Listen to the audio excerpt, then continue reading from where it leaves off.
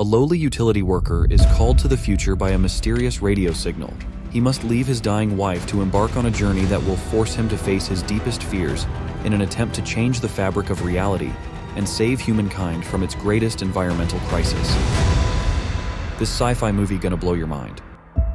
Let's watch.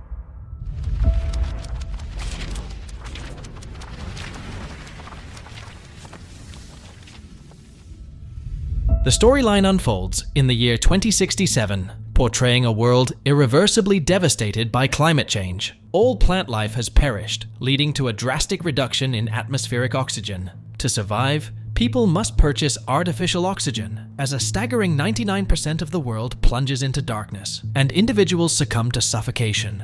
Remarkably, one Australian city has endured, owing its survival to Chronicorp, a corporation producing synthetic oxygen. Yet this artificial solution triggers a deadly ailment known as the sickness, threatening humanity's existence within a few short years.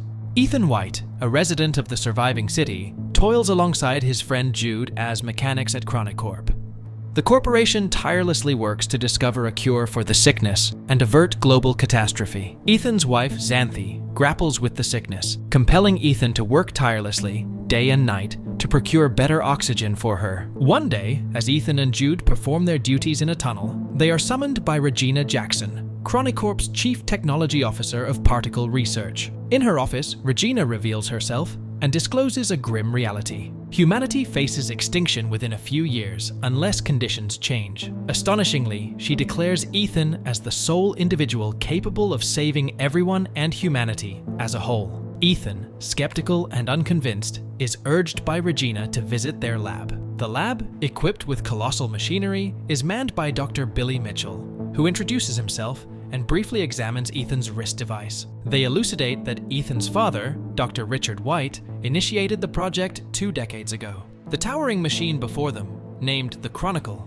is a time travel device. In its inaugural experiment, radio waves were sent through, revealing a glimpse 407 years into the future. They discover a message from the future instructing, "Send Ethan White." Intrigued by this enigma, Regina and her team resolve to send Ethan into the future to retrieve the cure. Ethan, taken aback, doubts their claims, dismissing Regina's plea as a bluff. Ethan and Jude engage in conversation. Jude endeavors to persuade Ethan to embrace the mission and contribute to saving humanity. Ethan, however, scoffs at the idea, expressing a deep-seated resentment toward his father. His father, absent for 2 decades after leaving home, has left a lasting mark on Ethan's life. His mother's tragic death when he was a child further compounds his disdain for his father.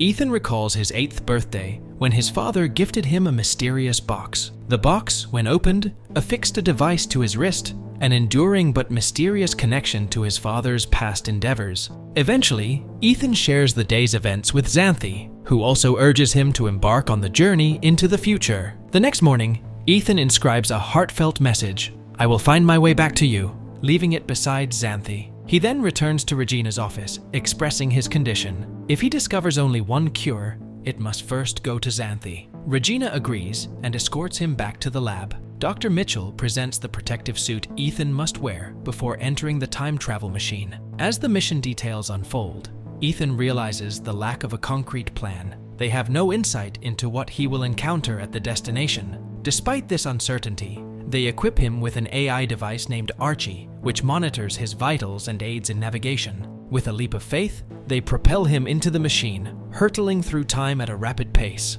Emerging in an unknown jungle, Ethan swiftly sheds his burning suit and marvels at the rejuvenated natural beauty surrounding him. The transformed world astonishes him, with lush trees and the return of natural oxygen. Guided by Archie, he spots a mysterious bunker door, accompanied by a chilling sight, a skeleton lying at its entrance, bearing Ethan's name. Examining the skeleton's Archie, he plays the last recording, revealing a man's voice asserting that this is the only way before shooting Ethan. Suddenly, the device loses power, leaving Ethan horrified, contemplating a grim fate. Notably, the skeleton's wrist device, identical to Ethan's, exhibits a green glow, unlike Ethan's perpetual red light. That night, as Ethan kindles a fire and consumes wild berries, unaware of their toxicity, he succumbs to unconsciousness. Miraculously, he awakens later to find Jude before him. The lab, interpreting Ethan's vitals as a reaction to poison, swiftly sent Jude to the future with the cure to save him. Later on, Ethan and Jude discover that his skeleton remains in place, signaling an unaltered fate. Utilizing Archie, they locate another door, and a scanning device grants them entry. Inside, a monitor prompts Ethan for a DNA sample. Upon acceptance, his wrist device activates, drawing blood. Following a blood test, the light turns green, revealing that they are in Chronicorp's lab 407 years into the future, with the time machine before them. While Jude is excited about the prospect of returning to the past, Ethan remains skeptical, fearing a repetition of his demise. Inspecting the system log, Ethan uncovers a holographic recording from his father. His father explains that the time machine was initially designed to collect future planet oxygen data and transmit it to the past. However, the machine received a message when his father first initiated it, urging him to send his son to the future. Despite reservations, his father established a DNA verification for Ethan, leading to the present situation. Reality sinks in when Ethan and Jude realize the time machine's depleted battery and the impending nuclear power core malfunction, threatening a catastrophic explosion in 4 hours. To avert disaster, they must urgently repair the time machine and journey back before the impending explosion. Outside, they are startled to find a reclaimed city overrun by greenery but devoid of humans, illustrating Earth's recovery after human extinction. Human skeletons litter the landscape,